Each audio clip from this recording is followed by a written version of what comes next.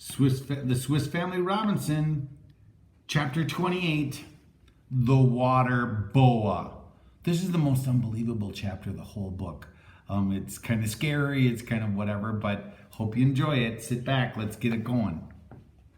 No sooner had the end of the rainy season permitted us to leave the sheltering walls of Rock Castle than I determined to search for a suitable place near at hand to be kept expressly for the sowing of our various grains, where they could be properly attended to and reaped in due course. But as our animals were too little accustomed to the yoke to warrant me in attempting to use one of the plows I had saved from the wreck, I was obliged to delay the project. I therefore resolved to settle aside all field work till just before the next rainy season, and in the meantime fulfill my promise of finishing another weaving machine for my wife, which would enable her to make some substantial fabrics, as our garments had been patched and repaired till they threatened to hang together no longer. Be bad. My first efforts had produced but a rough and clumsy loom, which, though it had answered for a time, was now almost useless. In my young days, I had frequently visited the workshops of weavers and knew something of other trades, which knowledge helped me greatly in our present position. To complete my task, I still required the particular paste or weaver's glue with which they cover the warp to prevent it from slipping and tangling. And, in default of it, I determined to try fish glue.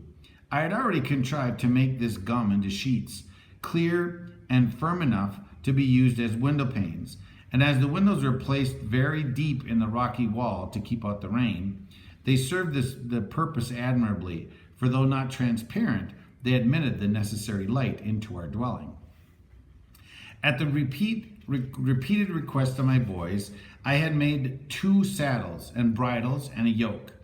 These I had constructed of light wood and covered them in the skin of some of the animals that we had killed.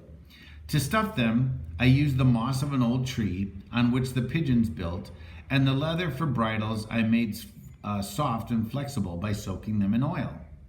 This work occupied a considerable time, during which we were again visited by a shoal of herrings, large number of which we caught. These were followed as formerly by other fishes, of which we gathered a large number, for although the flesh was too oily to be eaten, we had baited traps with it for crabs, and besides had found the oil and the air bladder or sound from which it made the isinglass most useful to us. The boys had several times petitioned me to take them to a hunting expedition, and I consented to do so after we had made 2 large baskets for carrying grain, fruits, or roots from the field.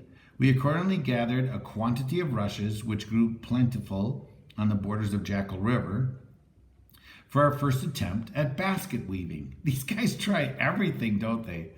Our initial efforts were clumsy enough, but we gained experience, and by made larger and better ones of the Spanish canes, and these latter trials were quite successful.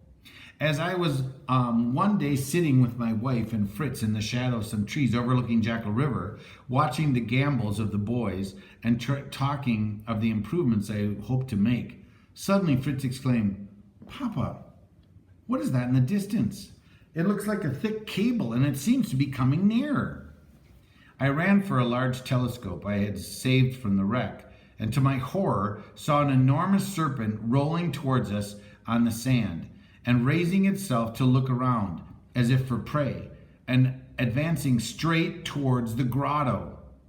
My wife, seeing my alarm, rushed into our cave, and I ordered the younger boys to follow her. "What is it?" asked Fritz, as we stood together. "I think it must be a serpent of frightful size," I replied. "You had better join your brothers in the house and get my largest gun in readiness. I will return for you when I see what can be done." I went cautiously forward and became sure that my worst fears were well grounded. That most dreadful of serpents, the boa constrictor, was crossing the bridge at a rapid rate.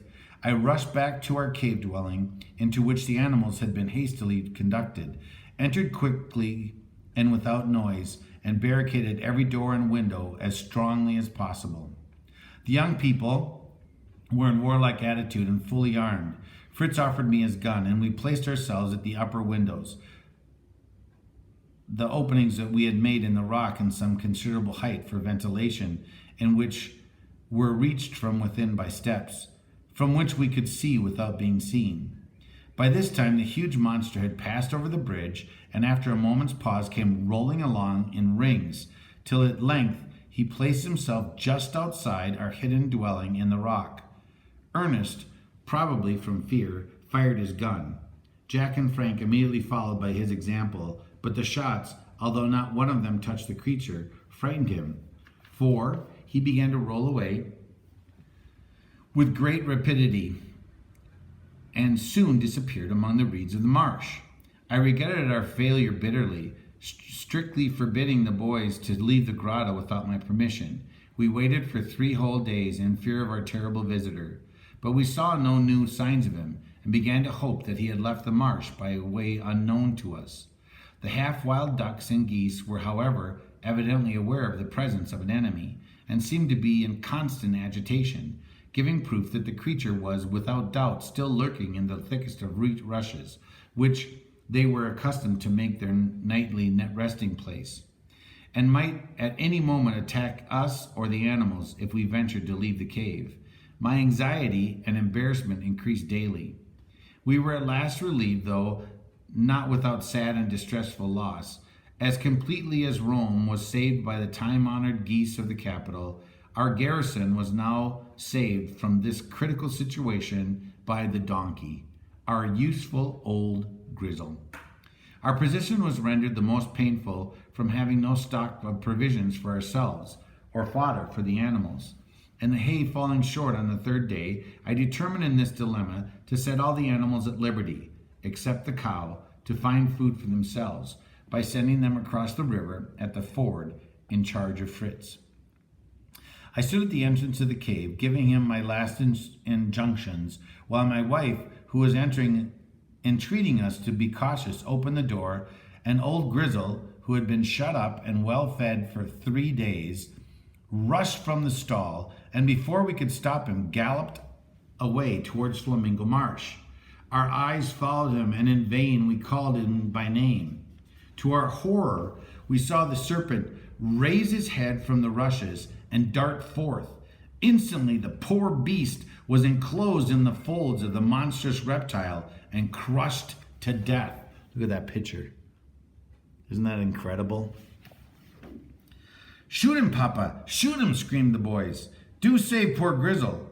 "It is impossible to save him now, my boys, and firing would only irritate the creature," I said, "and perhaps draw him on attack to us. It will soon be over, and while the monster sleeps, as he will after his meal, I will do my best to destroy him." "Will he swallow his prey whole?" asked Fritz, as we turned away from the painful sight. "These serpents have several rows of strong teeth," I replied, "which enable them to seize their prey. They then crush it to death with the folds of their body. Even the bones are broken by the pressure, and I believe they lick their prey all over, with the tongue covering it with peculiar saliva, which makes it easy to swallow.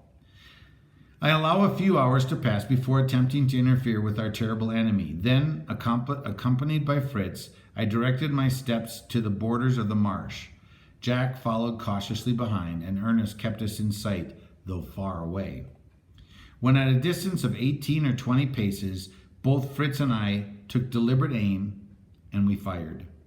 The shot seemed to take effect, for the upper half of the body and the jaws remained immovable, though the serpent still glared at us with flashing eyes of an impotent rage. But the lower part of his body writhed as if in agony, and the tail moved convulsively, striking out blindly in all directions. 2 pistol shots, however, finished the matter, and our joyful shouts of victory called all the family to us. "I am glad the monster's dead," said Jack. "Can we eat serpents?" asked Frank. No, replied his mother. "The flesh of a snake is poisonous." "Not always," I remarked, "except the head, which is in some species contains the poison fangs. The flesh is frequently eaten, I believe, And I have heard that pigs can eat the poisonous rattlesnake without even being injured. I once read that on Lake Superior, one of the large lakes in North America, there was a pretty little island on which no human beings could dwell on account of the immense number of rattlesnakes which had been infested it. It happened that a vessel with a large cargo of living pigs on board was wrecked near the island. The crew contrived to reach the shore and land themselves and their cargo, but it was impossible for them to remain. As soon as the storm ceased, they repaired one of the ship's boats and, leaving the pigs to their fate, made their escape with all speed. The forsaken animals dispersed themselves on the island, and in time their owner, coming with another ship, found to his astonishment that the pigs were in good condition, fat and well fed. They had eaten up all the rattlesnakes on the island, from that time completely cleared of those venomous creatures. How can we tell the difference between the poisonous and the harmless serpents? Asked Fritz. Chiefly by the fangs, I said, which they protrude from when alarmed or in danger.